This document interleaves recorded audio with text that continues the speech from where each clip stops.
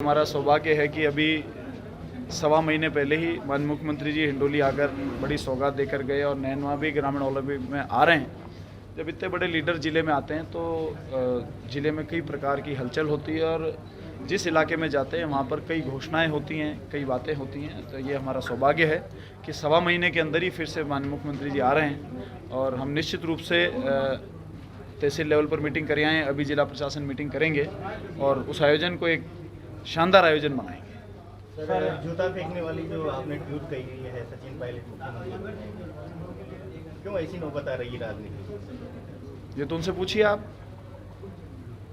जो लोग इस प्रकार की लोकतांत्रिक व्यवस्था के अंदर, सामाजिक कार्यक्रमों के अंदर इस प्रकार की हुड़दंग कर रहे हैं या करवा रहे हैं, इतनी तो किसी की हिम्मत नहीं है कि जिस मंच पर सरकार के मंत्री बैठे हों, जिस मंच पर समाज के इतने बड़े नेता, इतने प्रतिष्ठित लोग, समाज के जो शहीदों के परिवार के लोग हैं वो बैठे हों और उस पर कोई आम आदमी आकर जूता फेंक दे, इतनी किसी की हिम्मत है नहीं। किसी ने किया है तो प्री प्लान तरीके से उसको प्लान करके उसके ऊपर एक्शन हुआ है। हालांकि मैं समझता हूं कि राजनीतिक लोगों को कई प्रकार की घटनाओं से अपने जीवन में गुजरना पड़ता है।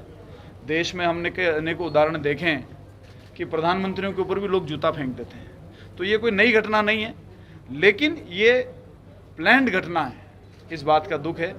भविष्य में इसके कई तथ्य उजागर होंगे और जब उजागर होंगे तो उन तथ्यों के साथ में निश्चित रूप से आपके सामने पायलट को आपने डायरेक्ट ट्वीट पे लिया है जी, उनके नाम से इस बात बिल्कुल किया। क्या उन्होंने भी दुआया? क्या माने?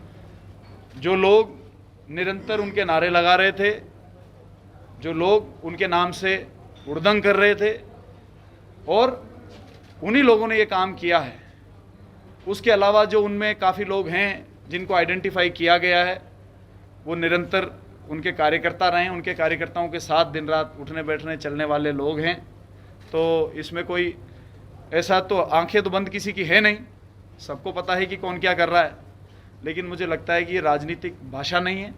इस प्रकार से अगर इस स्तर पर राजनीति आ जाएगी, नेता एक दूसरे को इस प्रकार के चीज़ों में इन्वॉल्व कर देंगे, तो ये ज़्यादा कुछ नहीं, जनता के मुद्दों से भटकने वाला काम होगा। और मुझे लगता है कि नेताओं को जनता के मुद्दों से कभी नहीं भटकना चाहिए।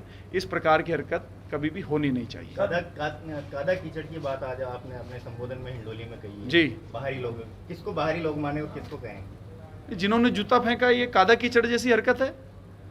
आप बताइए, आप अगर इसको सपोर्ट करते हैं तो कोई करता है? इस राजस्थान में 8 करोड़ जनसंख्या है, एक भी व्यक्ति अगर इसको एंडोर्स करता है कि किसी युग पुरुष जिसने इतनी बड़ी 12 साल की लड़ाई के बाद में एक जाति को नहीं 5 जातियों को आरक्षण दिलाने का काम किया, उनके अंतिम संस्कार का कार्यक्रम था, उस अंतिम संस्कार को ऐसे जूता चप्पल फेंक कर कलंकित, जिन परिवार के लोग जो शहीद हुए उस मिशन के अंदर, उनके लोगों को जाकर वो जूते चप्पल लगे हैं, तो ये कादार कीचड़ की मानसिकता है।